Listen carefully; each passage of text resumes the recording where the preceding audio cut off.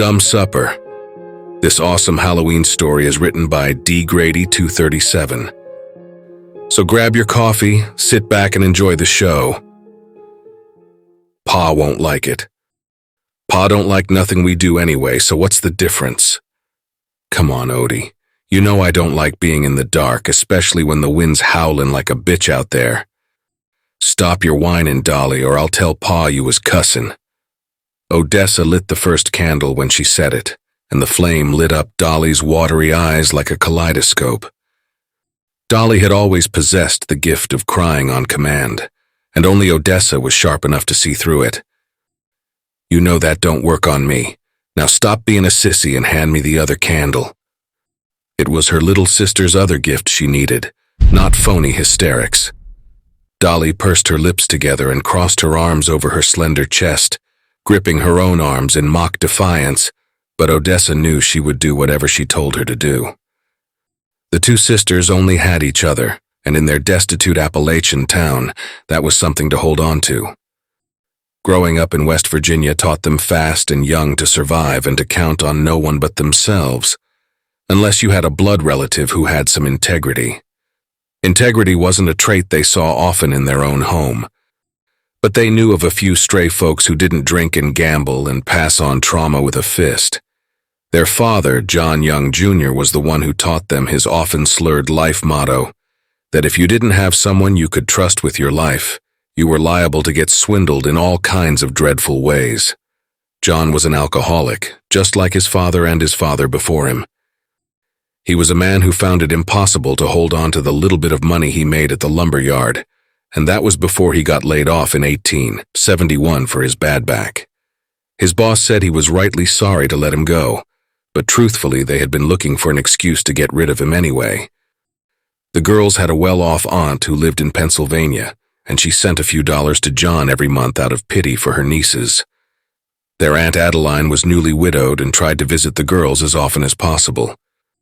Her husband was the brother of Dolly and Odessa's mother, but the girls hadn't known much about her until her husband died and she started coming around.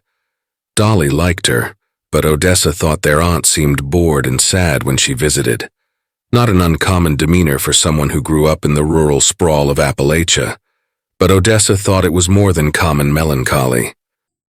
Aunt Adeline had just recently visited, and the vigil the girls were fussing over could be credited to the influence of their mysterious aunt. "Get your talking out now, Dolly. We have to be completely silent if we want this to work," Odessa said sternly. She took the candle out of Dolly's hand. "I want to see if the Robertsons are giving out treats for Halloween," Dolly pouted. "You know no one around here sees fit to celebrate. The church won't have it. They'll put something out for All Saints' Day if we're lucky." But Aunt Adeline said, "Aunt Adeline don't know nothing about our town. When you're rich, you can do as you like, get it?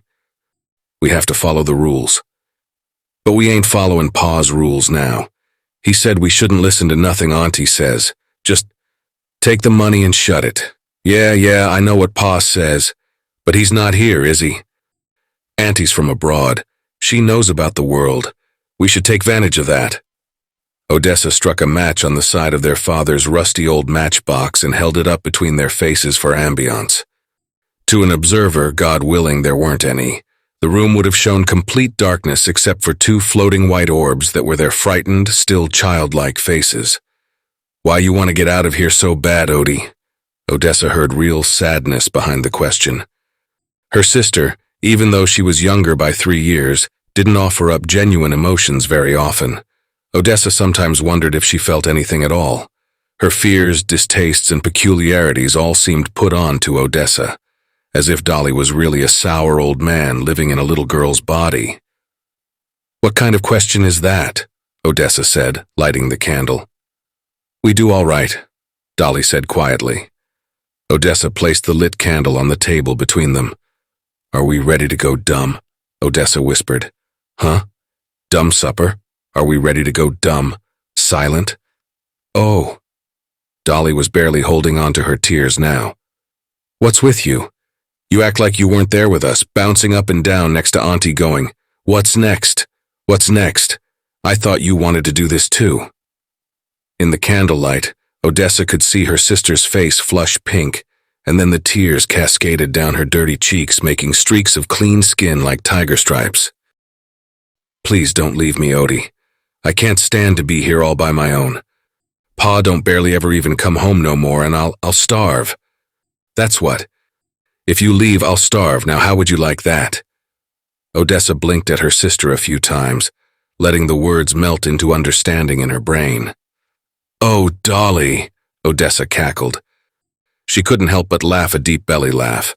She clutched her stomach and doubled over, guffawing and trying to catch her breath. "It's not funny!" Dolly screamed and stood up. The chair fell over backwards and they both jumped a little at the hard sound. "It is funny because you're so stupid, you know that? I told you I'd take you with me." Odessa stood up, walked to her side of the table and took her sister in her arms. Dolly was only a few inches shorter than her. She would probably be tall like everyone said their mother had been. She ran off before they were old enough to remember. "Do you think the man who's supposed to be my soulmate would be so cold-hearted that he wouldn't even offer to take my sister away too? That's the whole point, silly."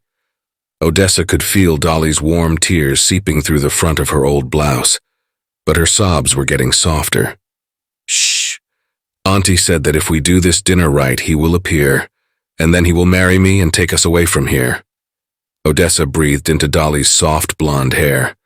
She always smelled good in that way that babies do. Dolly had never lost that smell, and Odessa breathed it in deeply, savoring the comfort of familiarity. As she held Dolly, she tried picturing him again, but his face was always changing. He was more of a feeling than a physical being, but Aunt Adeline said that was normal. She said Odessa wouldn't know who he was until he walked through the door on Halloween night during Dumb Supper. She said it was how she had found her husband and how her mother had found hers. Adeline Walsh, née Butler from Ireland, or the Old Country as she fondly called it, was proud of her heritage and would talk excitedly about her many alchemist ancestors to anyone she felt she could trust. When Adeline first told the girls about the rituals and spells she had learned as a girl, she made sure their father was out for the night, which was no obstacle since he was rarely at home anymore. She took 6 slender cream-colored candles out of her carpet bag and set them about the room, one on every windowsill and one on the wooden dining table. Odessa and Dolly stood in the corner, watching, with eyes round as 4 dark wells. They were rigid with fear, but all that dispersed when Adeline began the elegant process of lighting each candle while whistling a high-pitched, melancholy tune from Ireland. The fear that had been fluttering around in their stomachs and crawling up their spines quieted down. They walked towards the center of the room involuntarily as Adeline also moved towards the midpoint to light the 6th candle. "What song is that, Auntie?" Dolly asked with reverence. "'Tis a Celtic hymn," Adeline said. They sat down at the table, their eyes fixed on Adeline's smiling face. Her smile was tight and glacial. Adeline held a long finger up to her lips. "Shh." She lit the candle in the room. Already quiet became heavy with silence, like a blanket of snow had fallen over the cabin. Dolly pressed her lips together so tight it hurt. Later she would realize they had bruised. Adeline stood and started setting the table. She put out a tin plate, a spoon, a fork, and knife in front of each chair. The 4th empty chair was set backwards, facing away from the table. Adeline's hands moved around like dancing spiders, and suddenly, a meager place setting had appeared in front of each of them, plus 1 extra setting. Odessa eyed the empty seat suspiciously and felt the hairs on her arms and the back of her neck start to wake up and reach for the heavens. Adeline took her seat again and pointed at Odessa. Odessa's lips twitched in an effort to question what she was meant to do, but Adeline's ice-chip eyes caught hers and answered the question wordlessly. Somehow Odessa just knew what was expected of her, and so she stood and walked to the old kitchen counter. Her feet, even clad in her boots, tiptoed silently over the floor. She knew where every creaky board lived and avoided them. She picked up a bowl with a fine silver ladle protruding from the black liquid within it. She knew the ladle must have come with her aunt. She had never seen something so beautiful in their house before. She gripped the bowl with 2 hands and turned back towards the ceremony. For 1 biting second she almost dropped the bowl. It had seemed in the flash of the candlelight that a person had been looking in through the front window. She thought she saw glowing eyes of a color she could not comprehend. The eyes blazed with all the colors and none. It was a violent emptiness. Odessa recovered and walked back towards her aunt and sister. She handed the bowl to Dolly. Her sister took the long, shiny handle into her tiny hand and pulled a mound of black pudding out of the bowl. They all stared at the dripping ladle with wonderment and followed its course as a small amount of its innards was deposited onto their 3 flat plates. Dessert first, Odessa thought. It was just as her aunt had described it. Everything must be done backwards. Adeline had told them it would not become clear to them until they saw a demonstration, and here they were witnessing the bizarre supper that had seemed like childish fun in the daylight. Now, the gelatinous globs of pudding seemed more than ominous. The ladle paused over the last plate, the one that sat in front of nobody. They all stopped breathing as the ladle in Dolly's hand started to dip towards the table. Odessa was afraid she would drop it, but didn't dare say a word. Dolly looked at her aunt, suddenly terrified, but Adeline nodded kindly, and Dolly was able to muster the strength to add a small drop of the pudding onto the plate. She brought the ladle back to the bowl quickly and set it down on the table beside her plate. They all took a moment to look at that final dark place setting.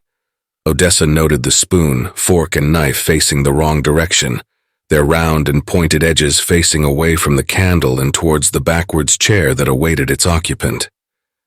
Aunt Adeline, Odessa, and Dolly passed bowls and pitchers in silky silence. They kept their eyes on their plates, not looking at each other or the empty chair. They ate and drank with slow, silent determination. First the pudding, then the decadent bits of rabbit and potato that Adeline had prepared, then the soup and a hunk of fresh bread. All was done without a sound. Without realizing it, Odessa and Dolly had the same thought simultaneously, that it was the most wonderful, outrageously expensive meal that they had ever had, and yet they could not taste it. The empty chair was like a black hole. All senses were focused on the blankness of it. The teeth chewing through meat and the throat swallowing soup was a formality, a process, and the fear of ruin was all-encompassing. Finally, Adeline spoke. "Now, girls, is when the final toast would end the ritual to bring the host." Odessa and Dolly whipped their heads towards their aunt, startled and unreasonably agitated at the sound of a voice. "But Auntie," Odessa tried. "Yes, I've broken it. Now is not the time to bring him. It must be done on Halloween night or the boundaries of the spirit world will not be thin enough. You must do it alone. It must be you and your sister, for it is the both of you who need something from him." Later, after dishes and bowls and cups had been cleared, washed and dried, Adeline took Odessa out onto the porch steps with her to talk alone. "Your sister has something." "What do you mean?" "Without her, it will be nearly impossible for you to conjure your savior." "But why?" "She has the gift. It's nothing to do with me. You know we are of no blood relation, but when I first met you both, even as little children, I could sense it.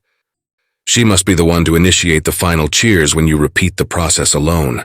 Make sure your father isn't home. There can be no interruptions or all is lost." Adeline turned and walked away from the cabin and into the misty woods that surrounded it. Odessa watched her go and was ashamed of the jealousy she felt burning in her cheeks. This was supposed to be her way out. What did her little sister have to do with it? She would not leave her here, of course, but relying on her not to make a mistake was distressing. All of that came and went a year prior to Odessa turning 16. Now, alone in their cabin with candles lit and darkness shifting around them like ink, Odessa looked at her sister from across the flame and frowned. Could Dolly manage this? She thought. Dolly looked back at her with eyes so big they seemed to expand, pushing out the other features of her face. Odessa was drawn in, could picture her feet standing in the soft pink of Dolly's lower eyelid as she peered over into the blue abyss and then tipped over, all fears and doubts gone forever. "Odie," a voice called from inside her head. Dolly was talking to her, but not out loud. Odessa tried to say something back, but didn't know if it had worked. Dolly's eyes were unchanging. "Are you ready, Odie?" Odessa nodded. She passed Dolly the basket with a white napkin over it. Dolly lifted the napkin, taking care not to rustle the wicker weaving. Inside were 3 soul cakes. Dolly had to bite her lip from saying something out loud. Her father had expressly forbid them from celebrating Halloween. For a man with many sins, he feared the church with a passion that went beyond the bounds of irony. Dolly couldn't imagine where Odessa had gotten them, or rather how she could have afforded them. Odessa smiled thinly, but her eyes sparkled with mischief. Dolly thought of the Robinsons and suspected Odessa had gone to them to ask for the cakes just for her. Odessa hated asking for favors, but she knew how much Dolly loved sweets and how rarely she had opportunities to enjoy them. Dolly smiled back at her sister and felt the spastic hand of worry squeeze her heart. Dolly placed a cake on her own plate first, then Odessa's, and finally the plate in front of the backwards chair. The girls ate in silence. They were meant to keep their eyes down, but Odessa couldn't help but glance up at Dolly repeatedly. She wanted to have faith in her sister, but she was worried. Aunt Adeline told them that the dumb supper ritual was one that was not just celebrated in Ireland. She said she had come to know many ladies of stature in America that had found their true loves through the Halloween spell. Either the soul of the man they would someday meet and fall in love with would appear, or a real live man would walk through the door dazed, unsure of how he got there. That man would stay for a drink and love would bloom. Odessa asked if the men who appeared were always good-hearted. She wondered what would happen if your one true love was unkind or selfish or not what the young lady expected in some way. Would she know right away? Aunt Adeline told them that only a wicked heart could conjure a wicked man, and if the lady's true purpose was to find her soulmate, then her soulmate would appear. She said it was all about intention. At last the meager stew they had prepared was consumed. The candles were burning low, and all that was left to do was to have the final cheers. Then they would wait. If all went well, they would be on their way to a new life before their father stumbled back in at dawn. Odessa and Dolly looked at each other solemnly. They raised their cups, which each contained a finger of moonshine. Aunt Adeline had pointed them towards their father's stash under the floorboard in his bedroom before she left. She said alcohol must be sipped for the final cheers to show the spirits that they meant business. The silence pressed in on Odessa's eardrums, and she wished it would just be over. In that moment, she wished they had never started. Without taking their eyes off of each other, they brought the chipped ceramic cups to their lips and let the liquid burn down their throats. Their eyes remained locked, and Odessa watched as a tear rolled down Dolly's cheek. The sputtering candle flame made it look red like blood. At the time, she believed it to be a result of the strong homemade liquor. As the moonshine lit up their bellies, the candles in the windows and the 6th candle in the middle of the table sputtered out one by one. The silence intensified, and Dolly squeezed her eyes shut and started shaking. Odessa stood up. She wanted to call out to her sister, but wasn't sure if they were allowed to speak yet. The intense pressure tightened like a vice, and Odessa gritted her teeth against it and started to panic, feeling real fear that her head would pop. She pictured a fractured pumpkin on the ground, its guts spilling out around it. Then it stopped. Odessa opened her eyes slowly and looked around, but saw nothing but darkness. A loud bang and shattering glass made her scream out loud, and she cupped her hands over her mouth. She realized the door had swung open and the glass from the windows had exploded inward. Odessa lunged for Dolly's chair and fondled the air until she found her thin arms. Her eyes had adjusted to the darkness somewhat, and she could see that her sister still had her eyes clenched shut and her hands were over her ears. She was rocking back and forth violently. "Dolly? Dolly? Are you okay?" Dolly's eyes flew open. "I'm sorry," she whispered. "For what?" Odessa said, shaking her sister slightly. Odessa saw movement behind her sister's head. She looked towards the open door and saw a figure standing there. It was the size of a man, but she couldn't make out his features. Odessa gasped. "What the hell is all this?" Their father's voice rang out through the dark cabin. "Pa?" Odessa said breathlessly. Their father shambled in through the door, bumping into the armchair and nearly toppling over. He was more drunk than usual. As he got closer, Odessa could smell the liquor on him, and his eyes were so heavy they were nearly closed. "What devilry is this? What have you little bitches done?" Odessa pulled her sister towards her, intending to step between them. But when she looked down at Dolly's face, she saw a vicious sneer spreading over her lips. "Dolly! Get away from us!" Dolly screeched. The sound was piercing, and Odessa saw their father flinch back. Dolly started towards him, and he recoiled again. Then his shock wore off, and anger filled him up again. He whipped the back of his hand up and out in an arch and backhanded Dolly across her mouth. Blood spattered out onto the wooden floor. Dolly went down and nearly landed on her face, but Odessa caught her and they crumpled to the ground together. "I'll teach you. I'll teach you your place, you nasty little bitch." He spit and started towards them again. Odessa tried to think, tried to make her brain focus on how to protect herself and her sister, but all she could do was stare and shake her head, clutching Dolly in her arms. A hand, long and black with nails like talons, slipped over their father's shoulder like a lover's invite. She saw her father stop and turn his head slowly to look at it. Everything, so chaotic moments before, slowed down. Their father looked like he was wading through molasses. His mouth was caught in a comic O, and his drunken eyes were now wide open as he looked at the claws gripping his shoulder. The nails sunk in. Their father screamed and everything sped up again. A face appeared behind his head. The demon was a head taller than him, and its leathery black wings shot out and banged against the walls of the cabin. The thing had no eyes, just holes with something stirring down deep inside of them. It had no horns, just a head without features. There was no mouth, no nose, just those hungry blank eye holes. Odessa whimpered as she watched the demon slip a second hand around their father's other shoulder and pull. It snapped his arms back and off like someone tearing into a roast chicken. The sound their father made was like the whistle of a kettle. The veins in his neck jumped out and tried to get away as his face grew redder and redder. Finally, the claws dug into the wrinkled flesh of his face and snapped his neck. "Don't be mad, Odie." Odessa lowered her eyes to the sound of the timid little voice and saw her sister looking up at her with a sheepish smile on her face. Their father had gone limp, and the demon turned to go, dragging his body behind it. "I called it," Dolly said. "What?" Odessa sputtered. "I was afraid, Odie.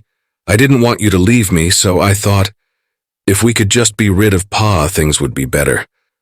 Maybe we can go live with Auntie now." Odessa began to weep.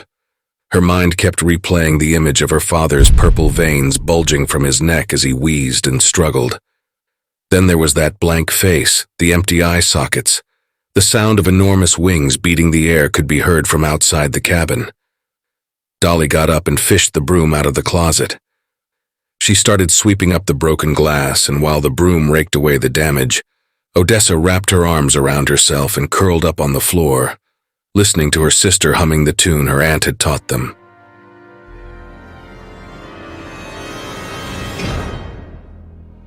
Hey family, a very big thank you to D. Grady 237 for allowing me to narrate such an awesome tale. Be sure to check out their Creepypasta fandom profile for more of their awesome works. If you would like to support us and make a donation, I'd be very much appreciative. I do have PayPal and a Buy Me a Coffee account. Be sure to also check out our merch store. There are plenty of items and designs to choose from. If you enjoyed this video, then why not check out the next one? Here, on the right-hand side. You can also follow us. All my socials and all my other links are contained within the Linktree link below. Take care, everyone, and I hope you all have a wonderful and peaceful night. And don't forget, where fear is, happiness is not.